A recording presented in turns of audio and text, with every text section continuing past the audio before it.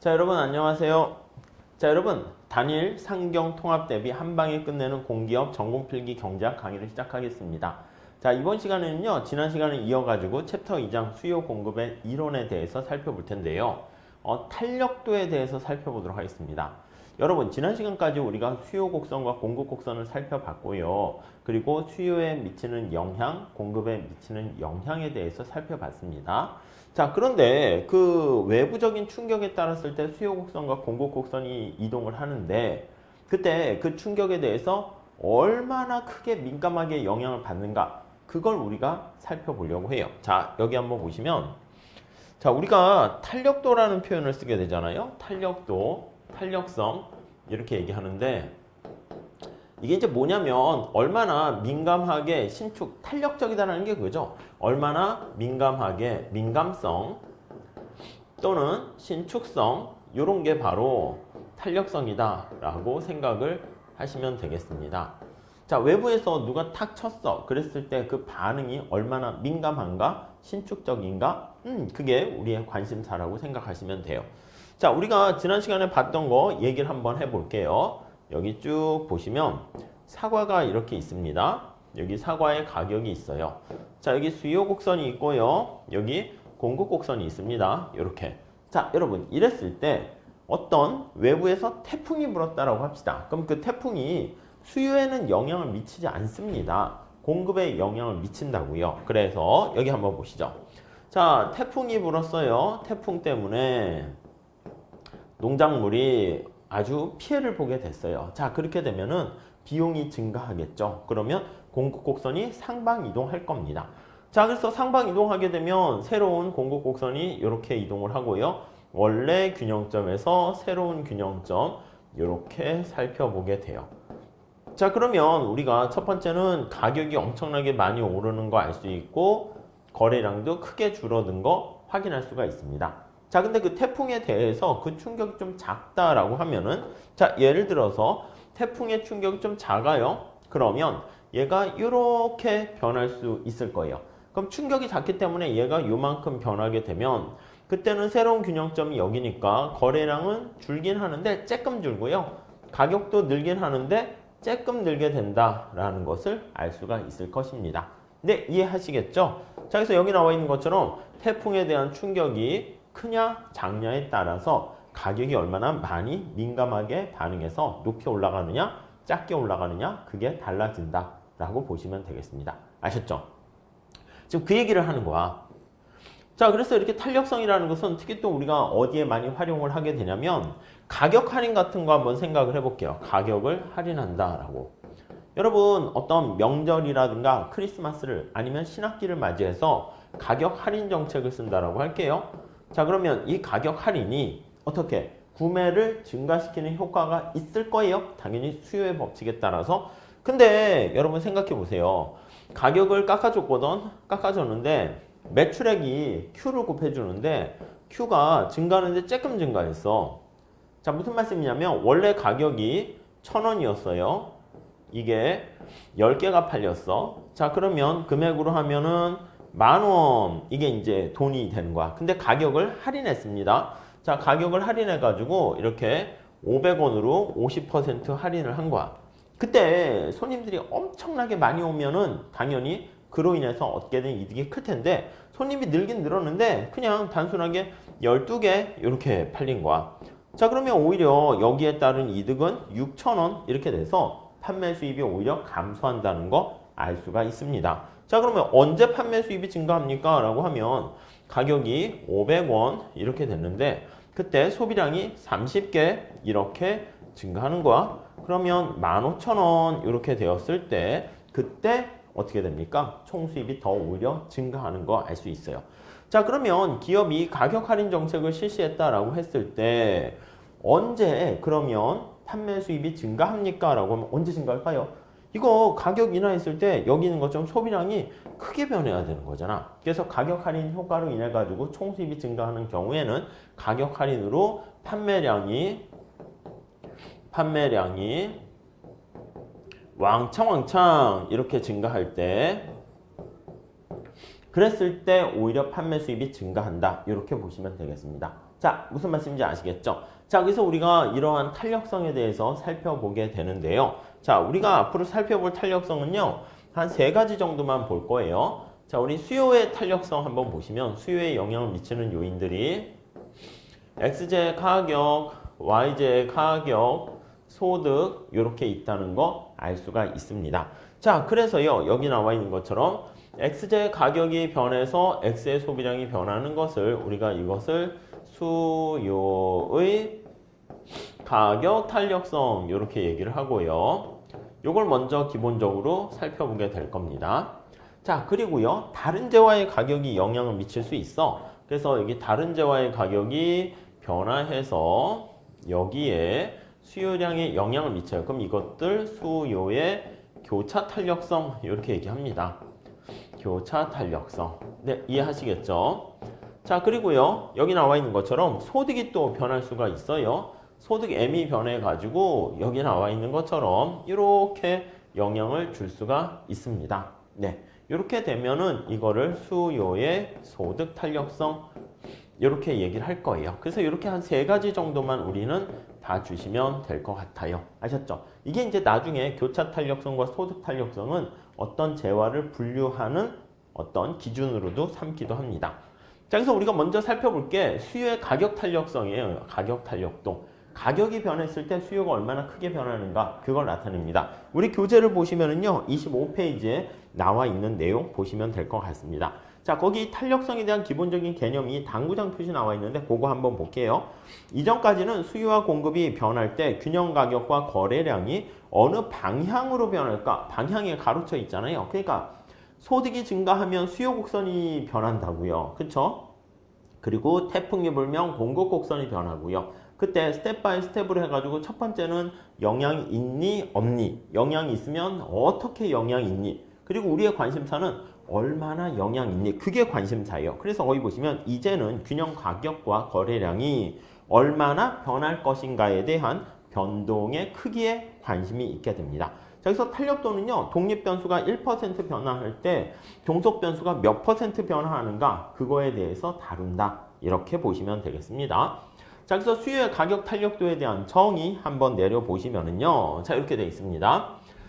자, 수요에 대한 어떤 프라이스 일레스티시티 이렇게 나와 있는데 여기 보시면 한 상품의 가격이 변화할 때 충격이 가격이 되는 겁니다.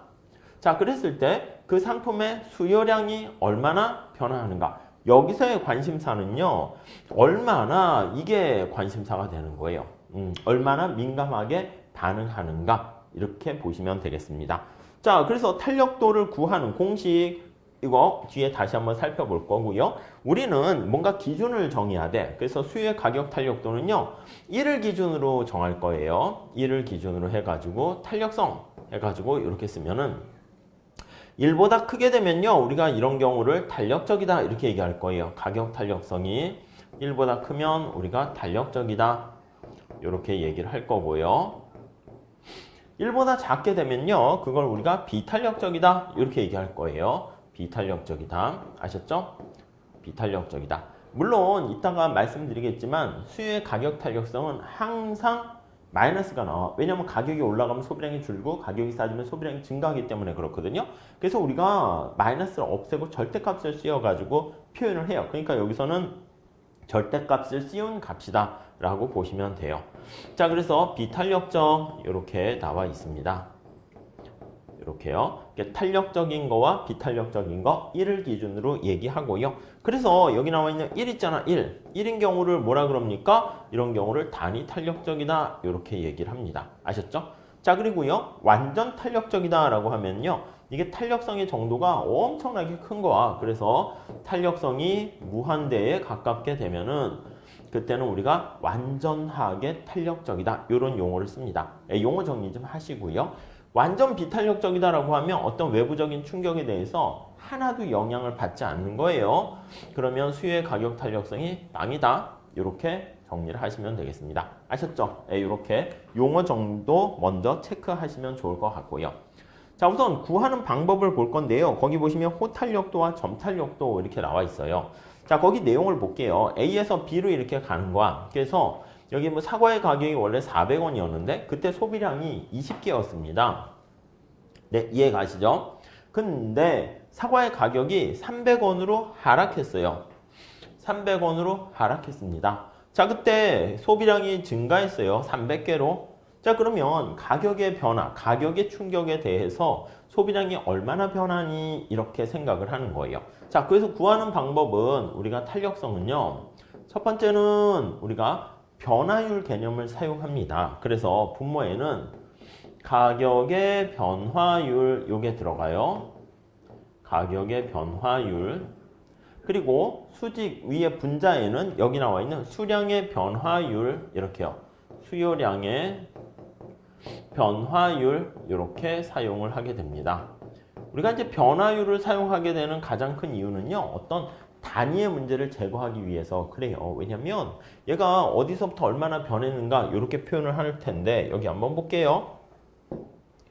자, 만약에 어떤 게 변화인데 단위가 cm라고 할게요. 100cm에서 얘가 110cm로 이렇게 변했어요. 그럼 델타 변화한 크기는 10 이렇게 변한다고요. 근데 이거를 만약에 미터로 바꿨다고 해볼게요. 그럼 1m에서 미터로 바꾸면 1.1m가 되는 거 아니겠습니까? 얘는 0.1 이렇게 되는 것을 알 수가 있습니다. 이해되시죠?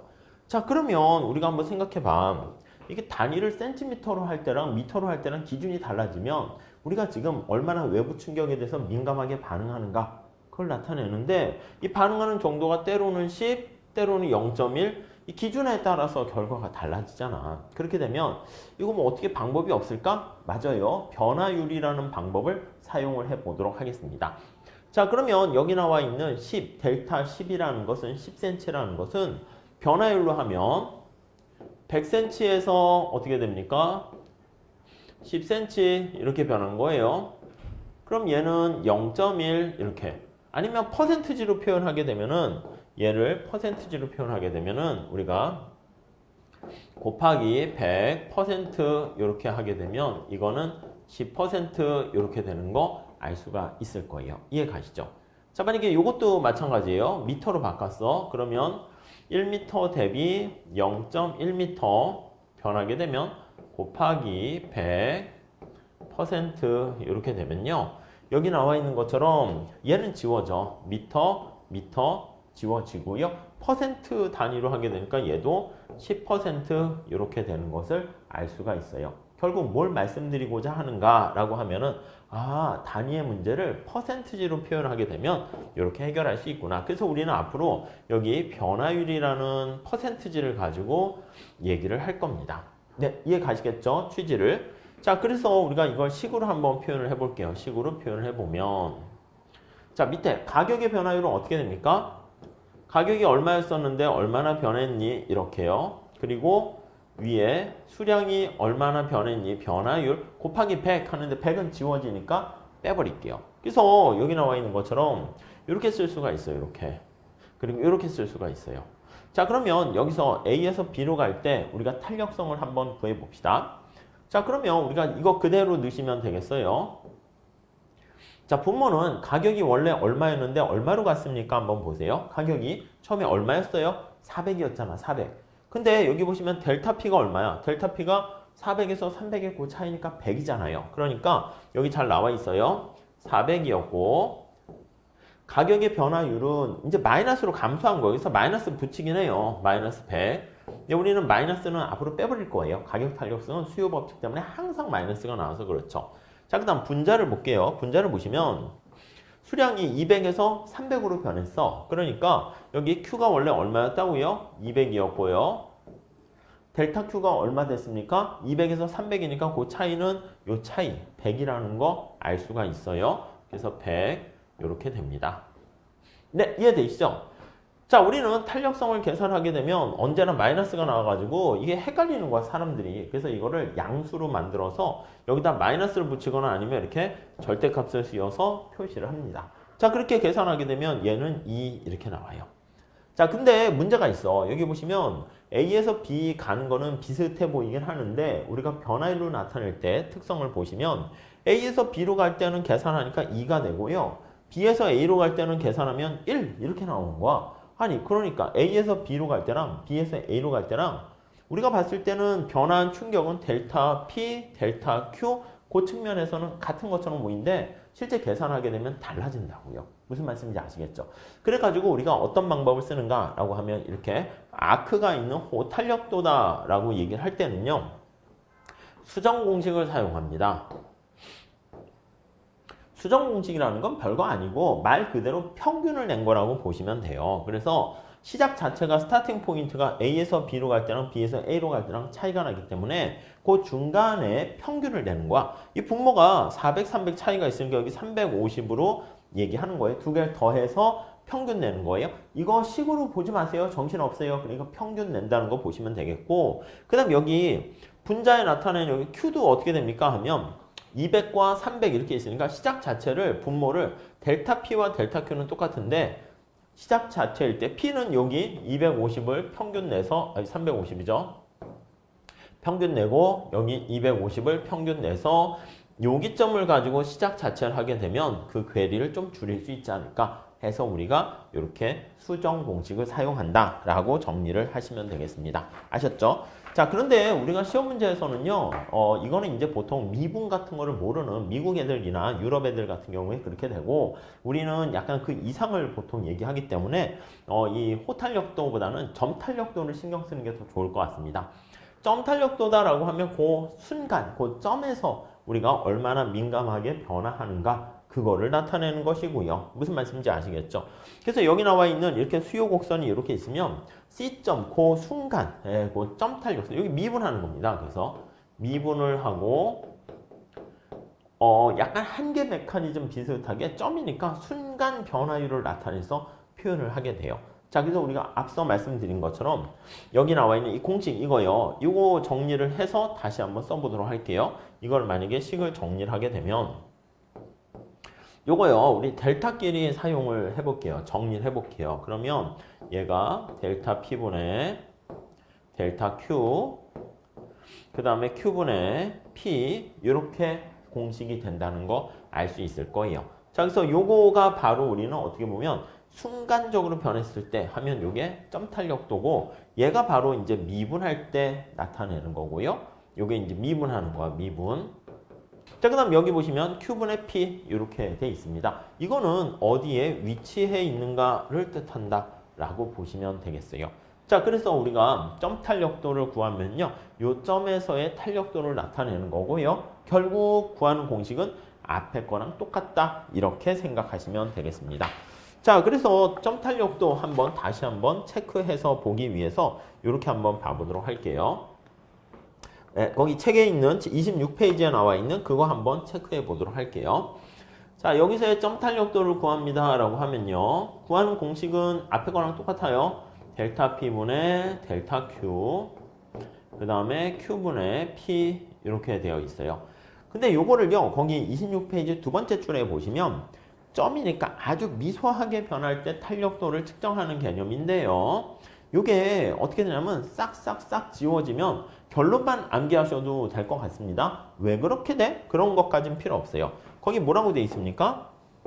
BC분의 AC. 그러니까 BC분의 AC 이렇게 된다고. 그래서 여기가 BC분의 AC 이렇게 되는 것을 알 수가 있어요. 그러니까 요게 길이가 어떻게 됩니까 하면 이게 분모가 되는 것이고 요 길이가 분자가 된다. 이렇게 보시면 돼요. 그래서 우리가 계산을 하는 편법 공식을 사용하면 되겠어요.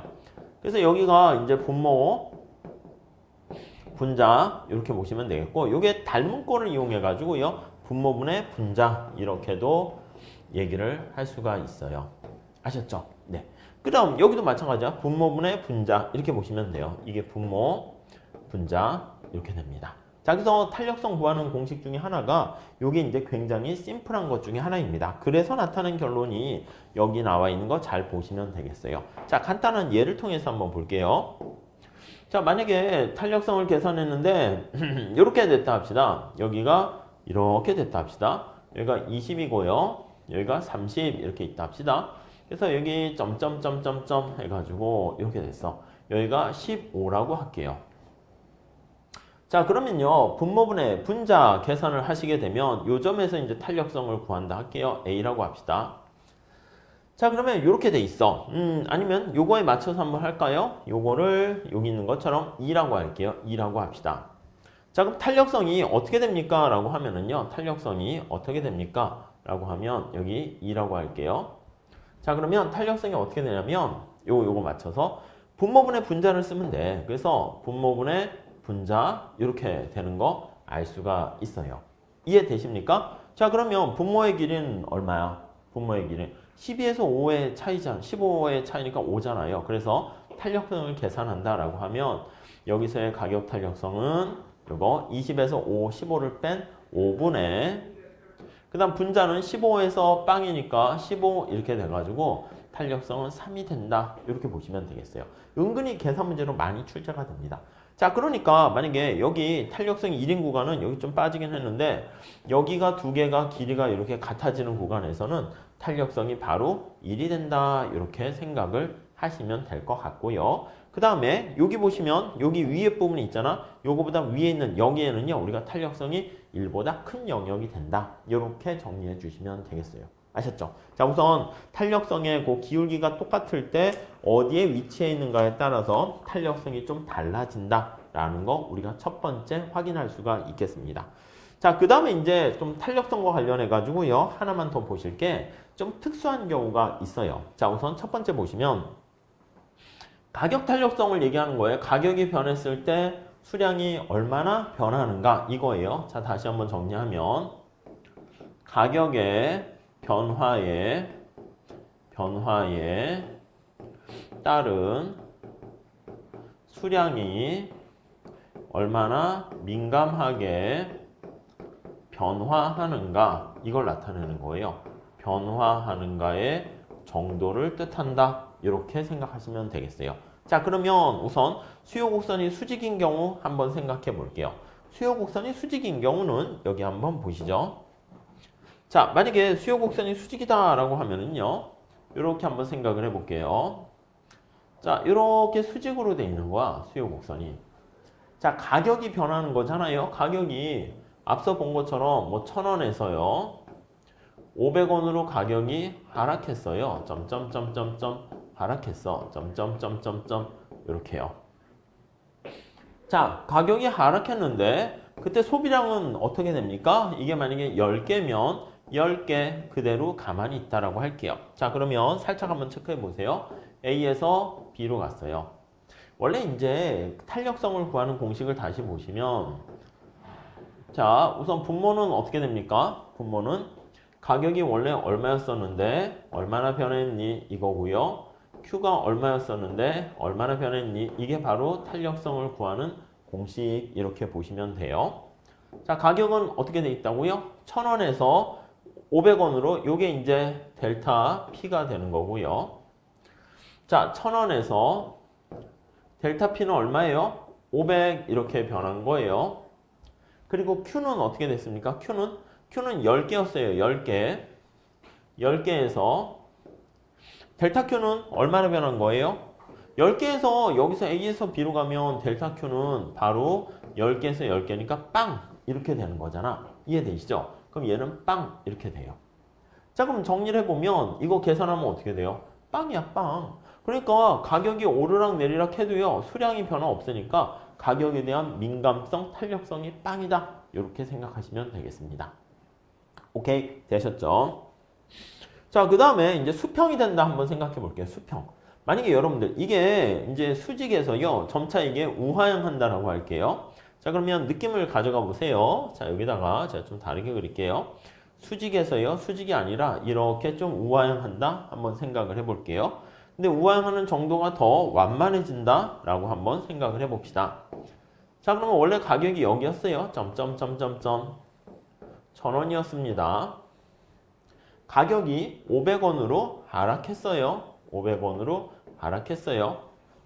그때 Q가 어떻게 됩니까? 라고 하면 Q가 점점점점점 보시면 여기서 이렇게 A에서 B가 만약에 이런 식으로 돼서 수직이면 탄력성이 빵이고요. 기울기가 좀 완만하면 어떻게 돼요? 완만하면 여기가 C예요. C. 그럼 탄력성이 좀 더 커지고요. 그 다음 만약에 기울기가 더 완만해. 더 완만해서 여기가 D라고 하면 이렇게 수요 곡선이 굉장히 완만하게 이렇게 되어 있으면 그러면 이때는 탄력성이 훨씬 더 크다라는 걸 알 수가 있어요. 요것처럼 디맨드 곡선의 기울기가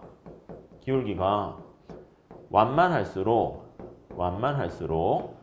우리가 앞서 본 것처럼 엄밀하게는 위치도 따져봐야 되는데 여러분들은 직관적으로 이 정도만 봐주세요. 완만할수록 수요의 가격의 탄력성은 어떻게 됩니까? 탄력도는 작아진다, 커진다.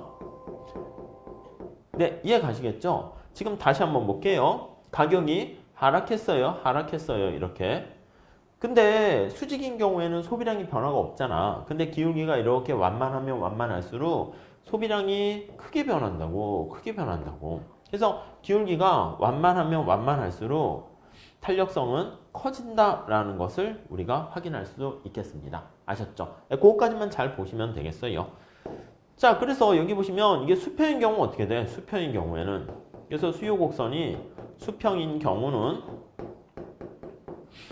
가격이 오르락 내리락 했을 때 이 소비량이 엄청나게 크게 변한다는 거 알 수가 있어요. 그래서 이때는 수요의 가격 탄력도가 무한대다 이렇게 보시면 되겠네요. 아셨죠? 자, 그렇게 봐주시고요. 그리고 이게 직각삼곡선 형태가 되는 거야. 직각삼곡선 형태같이. 그래서 이거는 우선 암기해 두세요. 그냥 간단하게 우리가 계산을 직접 해도 되고요. 객관식 때 좀 우리가 설명을 하거나 계산할 텐데 직관적으로 봐서 어떤 판매 수입이 10 이런 식으로 돼 있어가지고 P 곱하기 Q 이렇게 돼 있는 꼴이잖아요. 이 10이 어떤 상수야. 그래서 K라는 상수로 이렇게 돼 있어요. P 곱하기 Q를 뭐라고 얘기하냐면은 얼마짜리 몇 개 팔았니? 라는 이게 판매 수입이에요. 총 수입이야. 그래서 판매 수입이 이렇게 K로 일정하다고 합시다. 일정한 경우. 자, 그랬을 때는 판매 수입이 일정한 경우에는 수요의 가격 탄력성은 1이다. 이렇게 보시면 되겠습니다. 우선 그 정도까지만 봐주시면 될 것 같습니다. 자, 그래서 맨 마지막 제출에 27페이지에 나와 있는데 지출 비용이 동일한 경우 어떤 소비자가 무조건 10만 원만 지출한다. 이렇게 얘기하면 그때는 수요의 가격 탄력성이 항상 1이다. 이렇게 보시면 되겠습니다. 자, 그 다음 이제 우리가 봐야 될 게 28페이지에 나와 있는 수요의 가격 탄력도와 그 가계 지출액 이렇게 되는 거예요. 이 가계 지출액은요. 소비자 입장에서 봤을 때는 가계 지출액이에요. 소비자 입장에서는 소비자는 가계 지출액 이렇게 되는 것이고요. 자, 소비자가 이렇게 돈을 지출하게 되면 기업은 어떻게 됩니까? 생산자는 기업은 판매 수입이 되는 거야. 기업에게는 판매 수입이 된다. 이렇게 보시면은 될 것 같습니다. 네, 이해하시겠죠? 자, 그러니까 이제 판매 수익 가지고 봐야 되는데 우리가 앞서 살펴본 것처럼 이거를 이렇게 너무 공식으로 이렇게 하지 마시고요. 가격의 변화율과 그리고 수량의 변화율 그걸 한번 살펴보는 거예요. 여러분, 우리가 살짝 한번 볼게요. 판매 수입은 우리가 TR이라고 생각을 하시면 되겠어요. 그래서 총 수입이야. P 곱하기 Q 이렇게 돼 있어. 자, 우선 첫 번째 요 케이스를 볼게요. 요 케이스. 자, 가격이 변했을 때 가격의 변화율보다 수량의 변화율이에요. Q의 변화율이에요. 가격의 변화율이 훨씬 더 작아. 이 얘기는 수량의 변화율이 훨씬 더 큰 거야. 그러니까 가격이 만약에 이렇게 하락했어요. 가격 인하를 했습니다. 할인을 했어. 근데 가격의 변화보다 Q의 변화율이 훨씬 큰 거야. 얘가 훨씬 커. 이렇게. 자, 여러분, 그러면 이 판매 수입인 총 지출은 어떻게 될까요? 가격이 하락했을 때. 어떻게 돼? 가격 하락했는데 얘가 크게 변하니까 총 수입이 증가한다라는 것을 알 수가 있습니다. 네, 이해하시겠죠? 우선 그거 잘 체크하시고요. 자, 그러니까 가격이 만약에 이때 상승하면 총 지출은 감소할 수밖에 없어요. 왜요? 가격에 지금 탄력적인 경우를 먼저 하나만 잘 보세요. 가격 탄력도가 1보다 큰 경우 한번 보세요. 자, 만약에 반대로 가격이 올라갔어요. 근데 이때는 탄력도가 1보다 크기 때문에 소비량이 민감하게 반응하잖아요. 그래서 가격을 올렸더니 Q가 왕창 이렇게 줄어들게 되는 것을 알 수 있습니다. 그럼 가격 올린 거에 대해서 Q가 많이 감소하니까 TR은 이렇게 감소하게 된다라는 것을 알 수가 있을 거예요. 자, 그래서 이거를 암기하시는 분이 있는데 절대 암기하시면 안 돼요. 암기하시지 말고 여기 나와 있는 요거 있잖아. PQ가 TR이다라는 걸 이용해 가지고 살짝 체크하시면 되겠습니다. 아셨죠? 이거는 요 정도 봐주시고요. 문제를 몇 개 풀면서 좀 익숙하게 더 해 나가실 겁니다. 자, 반면에 가격의 변화율과 수량의 변화율이 똑같은 거야. 이렇게 되면 가격이 떨어진 것만큼 Q가 올라가니까 쌤쌤이 되는 거예요. 변화율로 표현했을 때. 아셨죠? 그 정도까지만 살짝 봐주시고요. 이 부분을 좀 힘들어 하시더라고요. 그래서 이걸 다 가져가지 마시고 탄력도가 1보다 큰 거, 그거 하나만 봐주세요. 자, 그러면 여기서 우리가 좀 체크하셔야 될 거는 뭐가 있습니까? 하면 이 그림까지는 우선 안 보셔도 돼요. 처음 하실 때는 조금 힘들어 하시는 것 같아요. 근데 저절로 아시게 될 거야. 자, 우리가 보셔야 될 거는 뭐냐면 여기 있는 것처럼 가격이 P0일 때 Q0만큼 판매가 됐어. 그러면 우리가 P 곱하기 Q가 총수입이잖아. 그러니까 이게 바로 총수입이다 라고 생각을 하시면 되겠어요. 그거만 잘 봐주시죠. 네, 무슨 말씀인지 아시겠습니까? 자, 요 면적이 뭐라고요? 이 직사각형 면적은 지금 P0에 P, Q0에 Q 이렇게 돼 있는 거잖아요. P 곱하기 Q로 바로 판매 수입, 기업이 얻게 되는 판매 수입이고 소비자 입장에서는 지출액이다, 가계 지출액이다 이렇게 생각하시면 되겠습니다. 아셨죠? 자, 그러니까 이게 나중에 이제 비교하는 게 뭐냐면 가격을 할인했어. P2로 가격을 할인했습니다. 자, 그때 소비량은 증가해서 Q2로 소비량이 증가해 수요 곡선을 따라서 그때 판매 수입은 어떻게 됩니까? 라고 하면 판매 수입이 이 면적이 바로 판매 수입이라니까요. 총 수입이라니까요. 자, 그럼 한번 잘 보세요. P2에서 Q2로 갔단 말이야. 탄력성이 지금 1보다 작아요. 그런데 이 면적이 판매 수입인데 판매 수입이 어떻게 증가했어요? 감소했어요? 딱 봐도 여기 보시면 여기가 차이가 나잖아요. 여기서 이만큼은 날라갔고요. 이만큼은 얻게 됐습니다. 얻게 된 플러스 된 거보다 마이너스 된 게 훨씬 더 크기 때문에 이때는 수요의 가격 탄력성이 작잖아. 그때 가격 할인하면 별로 효과가 없어요. 이거 직관적으로 어떻게 판단한다고? 여기 한번 잘 보세요. 집중해 보세요. 집중. 자, 판매 수입은 P 곱하기 Q야. 근데 여기서 가격을 깎아줬거든요. 할인해줬거든. 이렇게. 근데 Q가 증가하는데 Q가 조금 증가한 거야. 조금. 여기요. 저기요, 질문 있습니다. 네, 뭔가요? 우선 첫 번째는요. 이 변화 크기인 델타 P랑 델타 Q가 똑같지 않습니까? 거의 비슷해 보이는데요. 맞아요. 그거는 비슷하다니까. 근데 우리가 변화율로 나타내는 거잖아. 그러니까 P0에서 요 크기랑 Q0에서 요 크기랑 당연히 이게 훨씬 더 작은 걸 알 수 있죠. 좀 어려우시면 우선 넘어가셔도 됩니다. 아셨죠? 아, 그래서 면적으로 표현하면 이 직사각형 면적이 판매 수입이고 우리가 문제 풀 때 계산할 때는 어떻게 하냐면 요거를 가지고 우리가 문제를 풀고 계산을 할 거니까 잘 준비를 하시면 오케이 될 것 같습니다. 자, 수요의 가격 탄력도를 결정하는 요인에 대해서 한번 볼 텐데요. 언제 가격 탄력성이 커집니까? 한번 보시면 거기 그런 게 나와 있습니다. 우선 1번 대체재 유무에 다소 나와 있어요. 여러분, 대체재가 많이 있을수록 탄력성이 커져. 여러분들이 생각할 때 뭐라고 할까? 여러분, 콜라 한번 생각해 볼게요. 콜라를 대체할 만한 상품은 어떻게 많이 있지 않습니까? 예, 맞아요. 많이 있어요. 근데 콜라, 사이다, 아니면 뭐 판타, 뭐 등등등 이런 것들이 되게 많이 있어요. 블러블러블러 이렇게요. 자, 그래서 콜라를 대신할 만한 상품은 많기 때문에 콜라 가격이 만약에 상승했어요. 콜라 가격이 상승하게 되면 그럼 콜라에 대한 소비량은 어떻게 된다? 감소해. 아주 크게 감소합니다. 이렇게. 근데 그게 아니라 대체재가 별로 없는 상품을 한번 생각해 볼게요. 담배 한번 생각해 볼게요. 담배. 어떻게 담배를 대체할 만한 상품이 많이 있을까요? 뭐가 있을까? 담배, 대마초? 뭐 이렇게 갈 수 없잖아요. 마약? 뭐 아무튼 이렇게 갈 수가 없기 때문에 담배는 대체할 만한 상품이 별로 없어요. 그러니까 담배 가격을 인상하면 그냥 소비자들이 다 그거를 부담할 수밖에 없고 서로 민감하게 반응할 수가 없다라고 보시면 돼요. 자, 다시 정리할게요. 자, 거기 책에도 나와 있는 것처럼 첫 번째 줄에 대체재 수가 많아지면 많아질수록 탄력도는 더 커진다 이렇게 보시면 돼요. 그래서 완전 경쟁 시장에서는 동질의 상품을 파는 경우에 대체재가 되게 많잖아요. 그러면 가격이 약간 변화해도 Q가 크게 변하는 거 알 수가 있어요. 그래서 대체 탄력성이 무한대다 그렇게 표현을 하게 됩니다. 아셨죠? 자, 그 다음에 거기 보시면 상품의 범위도 나와 있는데 그것도 마찬가지입니다. 무슨 말씀이냐면 상품의 범위를 지금 콜라 시장 이렇게 했을 땐 탄력성이 좀 크다 이렇게 된 거 알 수 있어요. 근데 콜라 시장이 아니라 그냥 음료수 시장이라 할게요. 그래서 음료수 시장이라 해가지고 이렇게 음료수 시장이라 합시다. 물론 음료 시장이라고 얘기하면 이거는 음료수를 대체할 만한 그런 또 다른 선택지가 없잖아. 그렇게 되면 음료수 전체 가격이 상승했어. 전부 다. 콜라, 사이다, 환타 다 포함해서 물까지. 자, 그러면 음료를 대체할 만한 그건 없으니까 음료수에 대한 소비량 감소하는데 쬐끔 감소하는 거 알 수가 있습니다. 자, 그러면 이때는 탄력성이 어떻게 된다? 작아진다 라는 거 알 수가 있어요.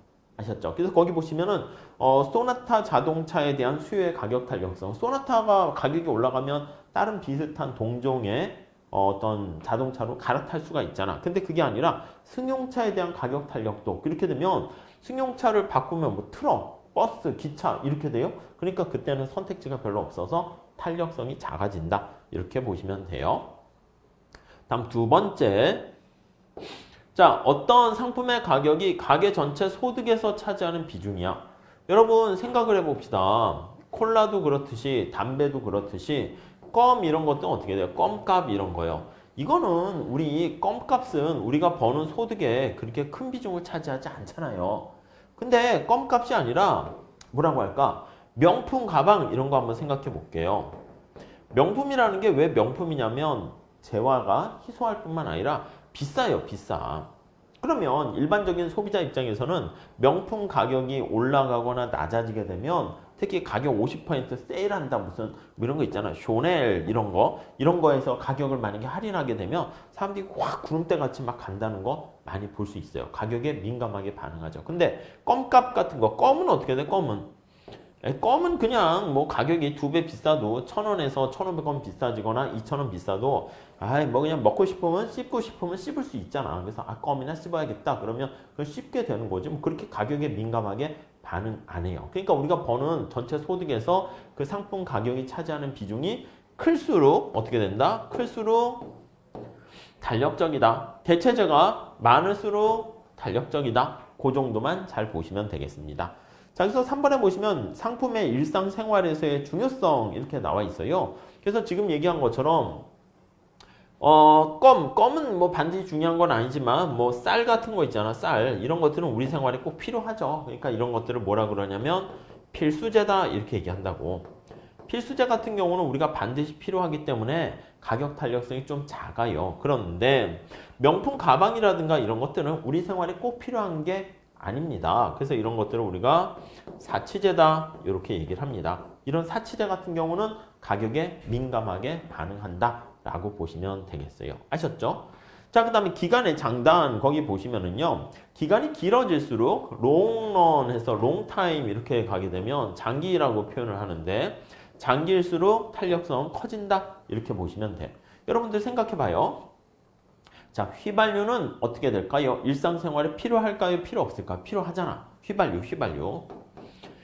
자, 휘발유는 이제 뭐 휘발유 자동차에 5만 원 넣어주세요. 그게 뭐 싼 건 아니지만 우리가 살려면 살 수는 있는 거잖아. 생필품이고 소득에서 차지하는 비중이 500만 원도 아니고 5만 원이니까 그래도 저렴한 편이에요.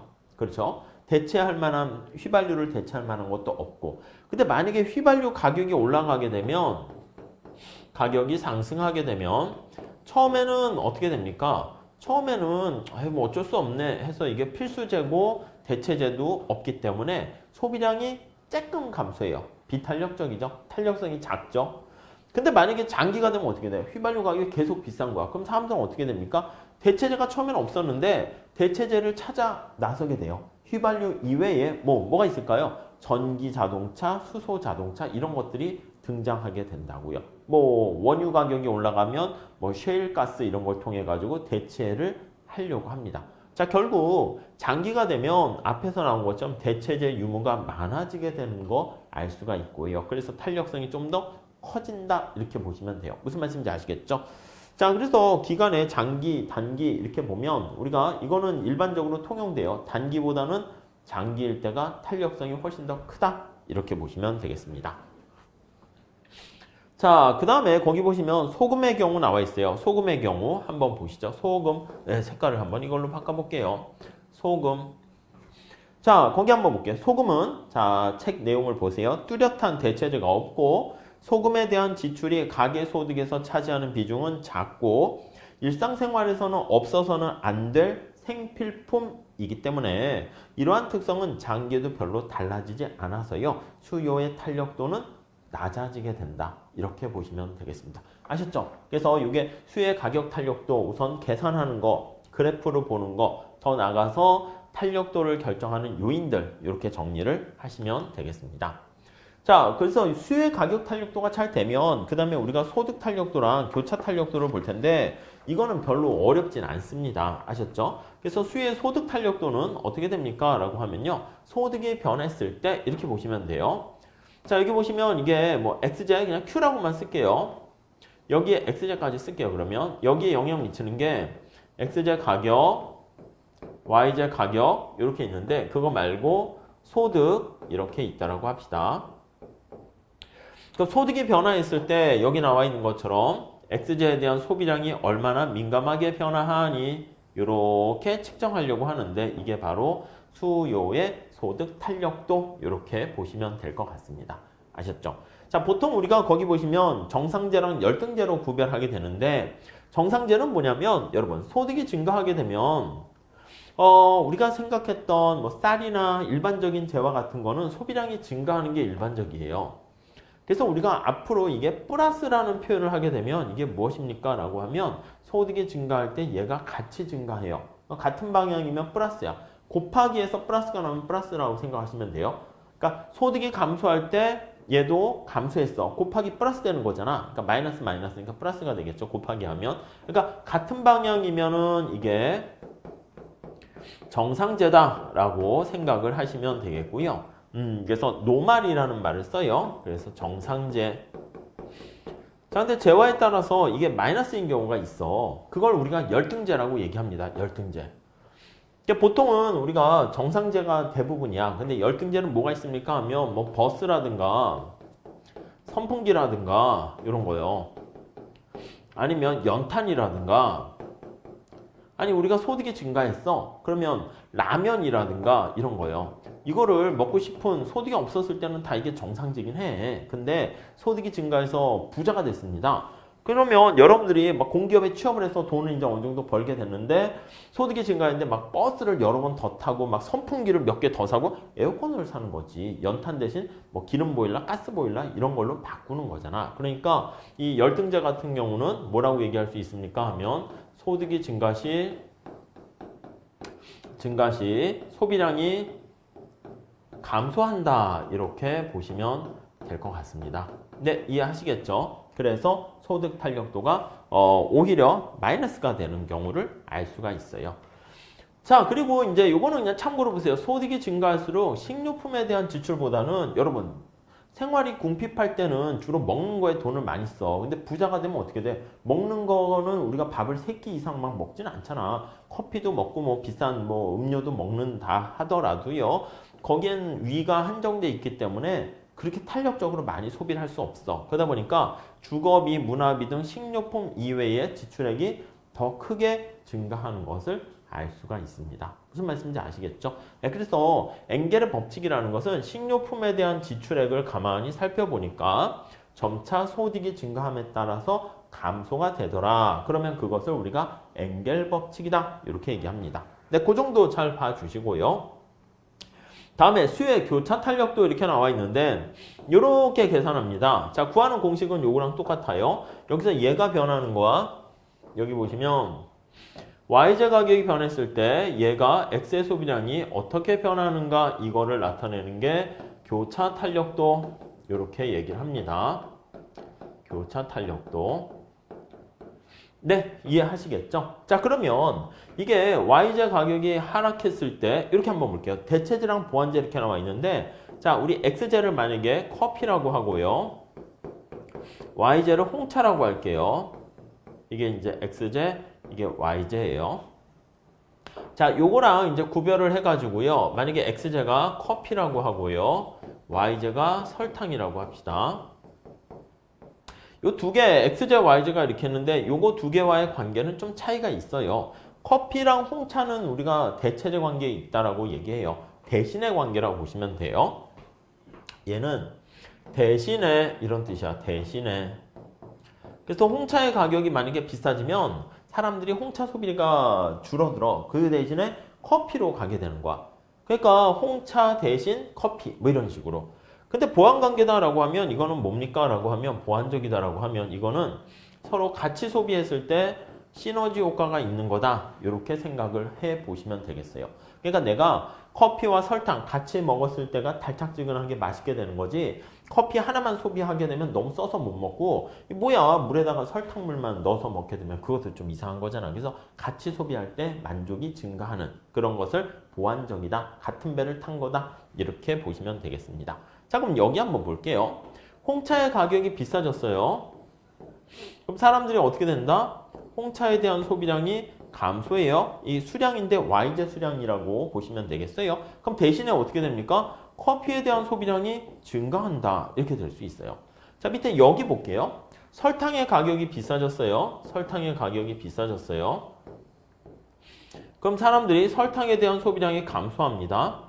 근데 커피만 먹을 수 없는 거야. 같이 소비했을 때 만족이 증가하는 거니까. 그래서 커피에 대한 소비량도 덩달아 감소한다라는 것을 알 수가 있어요. 자, 그래서요. 여기 나와 있는 것처럼 홍차의 가격이 비싸졌는데 여기 있는 것처럼 커피의 소비량이 같이 증가하면 얘는 어떻게 된다? 플러스 관계가 있어요. 그러면 얘는 어떻게 됩니까? Y제 가격이 비싸졌는데 X의 소비량이 감소했어요. 얘는 마이너스 관계 있습니다. 그래서 이렇게 플러스 관계냐 마이너스 관계냐에 따라서 플러스 관계인 경우가 무슨 관계냐? 맞아요. 커피와 홍차와의 관계를 나타내는 이거를 서로 대체제 관계다. 이렇게 얘기를 하게 되는 것이고요. 커피와 설탕과의 관계는 어떻게 됩니까? 라고 하면 이거는 보완제 관계다. 이렇게 보시면 될 것 같습니다. 자, 우리가 여기서 체크할 수 있는 것은 바로 뭐냐면 재화를 어떤 여기 정상제냐 아니면 열등제냐 대체관계냐 보완관계냐 그렇게 설명을 할 수 있겠다라고 보시면 될 것 같습니다. 자, 그 정도 봐주시고요. 자, 그 다음에 우리가 공급 탄력도로 이제 넘어갈게요. 우리가 앞서 살펴본 것처럼 수요의 결정 요인들은 뭐가 있습니까? 한번 정리를 한번 해볼게요. 자, 수요는 여기 있는 것처럼 X에 대한 수요다라고 하면 여기 영향 미치는 게 X제 가격, Y제 가격, 소득 이렇게 얘기할 수 있어요. 그래서 가격 탄력성, 교차 탄력도 아니면 소득 탄력도, 탄력도나 탄력성이나 뭐 상관없어요. 번역을 그렇게 한 겁니다. 자, 공급량에 영향을 미치는 것들 한번 살펴보면요. X제 가격, 뭐 임금, 뭐 등등등등 여러 가지가 있어요. 기술 이런 것들이 있습니다. 근데 공급 탄력도 같은 경우는 우리가 요거 하나만 보시면 돼.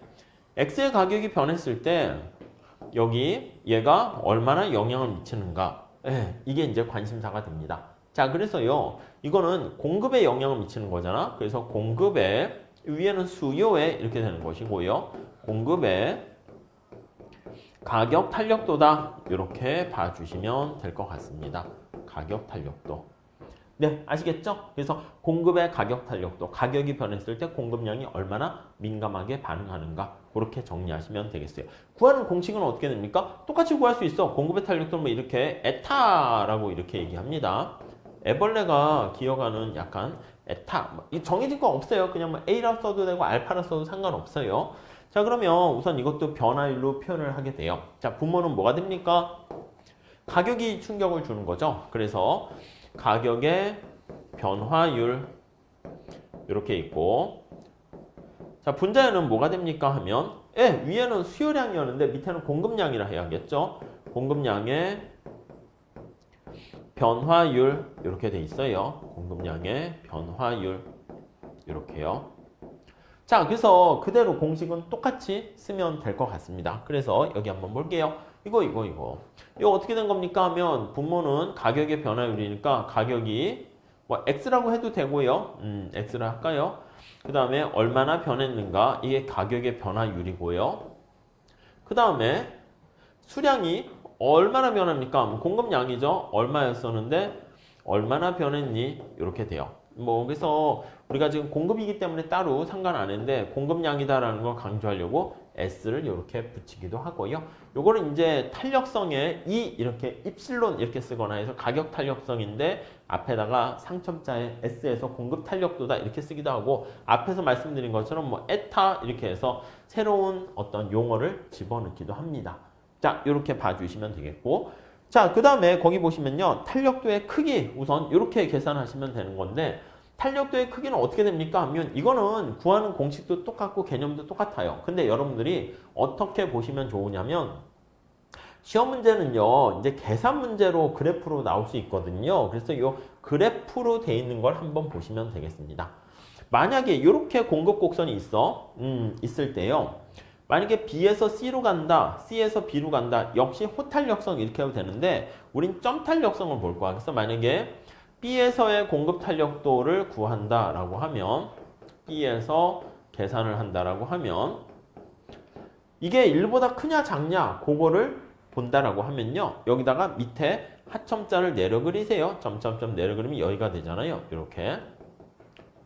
내려 그려서 이걸 어떻게 계산하면 됩니까? 하면은 암기하세요. 원점분의 전체 이렇게요. 원점이 여기서부터 원점까지의 거리예요. 원점분의 이게 전체예요. 전체 이렇게 보시면 돼요. 자, 그래서 탄력성의 계산은 우리 뭐 이렇게 할게요. 에타로 씁시다.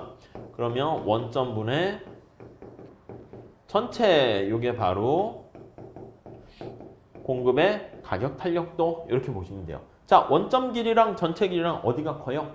원점보다 전체가 더 크잖아. 그러니까 이 경우는 탄력성이 1보다 크다. 이렇게 보시면 돼. 자, 만약에 여기서 구한다 할게요. C도 마찬가지야. 그러면 여기서의 탄력성을 구하세요. 그러면 여기서 밑으로 내려 그려요. 그래서 이게 원점까지의 거리. 죄송해요. 원점까지의 거리니까 이게 여기까지야. 원점분의 전체는 요거 X축 가로지르는 요거를 전체라고 합시다. 이렇게요. 그럼 원점보다 전체가 작죠? 그러니까 이때는 1보다 작다. 이렇게 보시면 돼. 자, 그럼 하나만 볼게요. 얘는 어떻게 돼? 원점을 지나는 우상향하는 직선이요. 이렇게.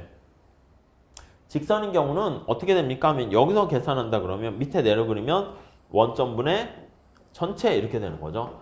원점분의 전체 이렇게 되니까 탄력성이 항상 1이야. 그래서 우리가 이런 문제가 그래프 문제에서 많이 출제가 되는데 한번 보시면 이렇게 돼 있어. 만약에 여기가 Q고요. 여기가 P야. 공급 탄력성을 계산합니다. 자, 그랬을 때 이렇게 있고 이렇게 있어요. 공급 곡선 A, 공급 곡선 B 이렇게 있다라고 할게요. 자, 그랬을 때 점점점점점 해가지고 요점 A점, 점점점점 요점 B점, 점점점점점 요점 C점 이렇게 있다라 합시다. 자, 그러면 우리가 A와 B와 C에서 공급의 가격 탄력도를 계산한다. 그러면 어떻게 구할 수 있습니까? 라고 하면 어떻게 구할 수 있어요? 다 공급에 대한 가격 탄력도를 구하는데 A, B, C 전부 다 어떻게 된다? 1 이렇게 똑같아요. 왜요? 아니 여기다가 이제 밑에 보조선을 내려 그려봐. 이렇게 내려봐.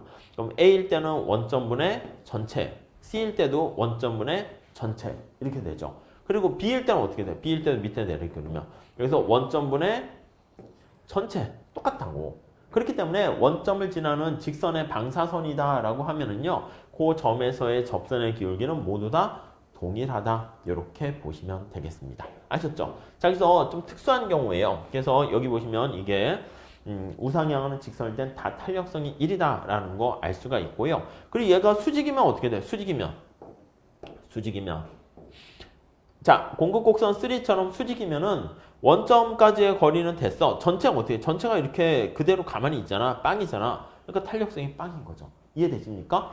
자, 그 다음에 여기 볼게요. 수평이야. 공급곡선도 수평이면 가격이 변했을 때 생각해도 돼. 가격이 변했을 때는 해도 되지만 여기 보시면 원점분의 전체면 원점까지는 알겠는데 전체가 얘가 약간이라도 거의 수평에 가까우면 저 멀리 무한대까지 가잖아요. 이해되십니까? 자, 다시요. 아니 공급의 가격 탄력성을 계산을 해요. 계산을 하는데 이렇게 돼 있어요. 그러면 이게 거의 수평에 가까운 거야. 수평에 가까워서 우상향 하는데 이렇게 돼 있어요. 자 그러면 점점점점점 해가지고 여기 A점에서의 탄력성을 구합니다 라고 하면은 자 여기야 여기 원점까지의 거리가 어떻게 됩니까? 이거 원점까지의 거리는 이거야. 전체는 어떻게 됩니까? 전체는 여기서부터 X축을 가로지르는 걸 봐야 되는데 얘가 점점점점해서 거의 달나라까지 계속 간다고 수평이면. 그러니까 이게 전체 길이는 무한대에 가깝다라는 거 알 수가 있죠. 자 그래서 여기서 공급 곡선이 만약에 수평이다라고 하면 수평이면 자 이 공급 곡선과 관련해서 그냥 기하학적으로 많이 나옵니다. 그러면 공급에 대한 가격 탄력도는 무한대다라고 보시면 될 것 같습니다. 아셨죠? 네, 그렇게 정리하시면 되겠어요. 우선 그 정도까지만 봐주세요. 그 다음에 우리가 이제 비선형의 공급 탄력도 해가지고 이제 밑에 그림 나와 있긴 한데요. 32페이지에 그걸 좀 더 보시면 좋긴 할 텐데 이렇게 한번 보도록 하겠습니다. 요거요. 비선형인 형태가 이거 이제 곡선인 거야. 예, 곡선 이렇게 돼 있어요. 곡선. 자, 곡선인 경우는 어떻게 됩니까? 하면은요. 우리가 이제 원점분의 전체를 봐야 되는데 여기 나와 있는 것처럼 2에서의 탄력성을 구합니다. 이렇게 되면은요. 이 곡선이잖아. 그럼 곡선은 접선의 기울기를 쫙 그리세요. 그려가지고 자, 여기 예를 들어서 한번 볼게요. 자, 이렇게 있는데 얘 곡선이야. 공급 곡선이 이렇게 곡선으로 돼 있어요. 이 다시처럼 볼게요. 이 다시가 지금 여기에 있어요. 여기가 이 다시야. 자, 그러면 우리가 방법은 이렇게 합시다. 여기서의 점 탄력성을 구하는 것이기 때문에 여기서의 접선의 기울기를 그려요. 여기를 지나가는 접선의 기울기를 그립니다. 접선의 기울기를 그렸는데 여기를 만약에 지나갔다 해. 여기를 정확하게 지나갔다 합시다. 자, 이거 이 다시로 합시다. 자, 그러면 탄력성 어떻게 됩니까? 밑에다 보조선을 그리세요. 그러니까 원점은 여기까지야. 전체는 어떻게 돼요? 이거랑 같아요. 그러면 여기서의 탄력성은 어떻게 된다? 1이다. 공급 탄력성은 아시겠죠? 자, 반면에 여기 볼게요. 이 다시는 여기 점점점 보조선 그려. 원점분의 전체가 이거야. 원점분의 전체. 자, 그러면 원점분의 전체 하면은 어떻게? 1보다 커요, 작아요? 작지. 그러니까 여기 이 다시에서 우리가 만약에 다시에서 공급 탄력성을 구한다 그러면 원점분의 전체 하는데 원점이 더 길어. 그러니까 1보다 작다. 이렇게 보시면 돼. 아셨죠? 그 정도까지만 정리해 주시면 좋겠습니다. 자, 그 다음에 거기 보시면 생산 요소와 관련해서 공급의 가격 탄력도 결정 요인 보시면 생산 요소의 가용성 그리고 밑에 시간 이렇게 있는데 내용은 한번 읽어보세요. 우리가 생산을 하려고 공급을 하려고 해. 근데 농산물 같은 경우 어떻게 돼요? 농산물. 예, 이거는 바로 어떻게 되냐면 쌀 가격이 올라갔다고 생각해 볼게요. 쌀 가격이 올라갔어. 그럼 쌀에 대한 생산량이 증가하잖아. 근데 쌀을 쉽게 막 팍팍 늘릴 수 있어요? 없어요? 없잖아. 그러니까 이거는 쉽게 늘릴 수가 없는 거야. 그래서 생산량이 증가하는데 조금씩밖에 증가를 못해요. 비탄력적이죠. 근데 만약에 공산품 같은 경우에는 콜라 같은 경우에는 대량으로 밤새서 왕창 생산할 수 있잖아. 그래서 거기 보시면 해당 상품 생산에 필요한 생산 요소를 쉽게 구해가지고 생산을 쉽게 할 수 있으면 공급의 탄력도가 커진다 이렇게 보시면 되겠고 생산 요소를 조달하려고 하는데 그게 되게 어려운 거야. 그렇게 되면은 공급의 탄력도는 작아진다 이렇게 보시면 될 것 같습니다. 아셨죠? 그 다음에 이제 시간이 또 중요합니다. 시간은 우리가 수요의 탄력성과 공급의 탄력성 다 마찬가지로요. 시간이 길어지면 길어질수록 가격 변화에 대응하기가 쉬워지기 때문에 공급의 가격 탄력도가 커진다 이렇게 보시면 되겠습니다. 자, 이번 시간에는 우리가 이제 어떤 걸 했냐면 탄력도에 대해서 살펴봤습니다. 수요 곡선과 공급 곡선이 균형에 대해서 우리가 봤었는데 지금 상황에서 어떤 외부적인 충격이 발생했을 때 수요와 공급에 영향을 미쳐요. 근데 얼마나 영향을 미치는가 그거에 대해서 관심을 갖고 살펴보는 게 바로 탄력도다라고 생각을 하시면 되겠습니다. 네, 이해하실 수 있으시겠죠? 자, 그래서 좀 기하학적으로 나오는 거나 수식도 있는데 계산 문제는 객관식 문제를 좀 풀어보시면 조금 더 편해요. 그렇게 풀어드릴 기회가 있을 거예요. 근데 지금 단계에서는 계산하는 공식, 언제 탄력도가 커지는가, 기간이라든가 등등등 보시고 그래프로 우리가 간단하게 보는 방법, 그 정도만 정리하시면 될 것 같습니다. 자, 이렇게 해서 마무리 짓고요. 다음 시간에는 우리가 수요 공급을 현실에서 어떻게 응용할 것인가, 그와 관련된 시장 경제와 자원 배분에 대해서 같이 공부해 보도록 하겠습니다. 감사합니다.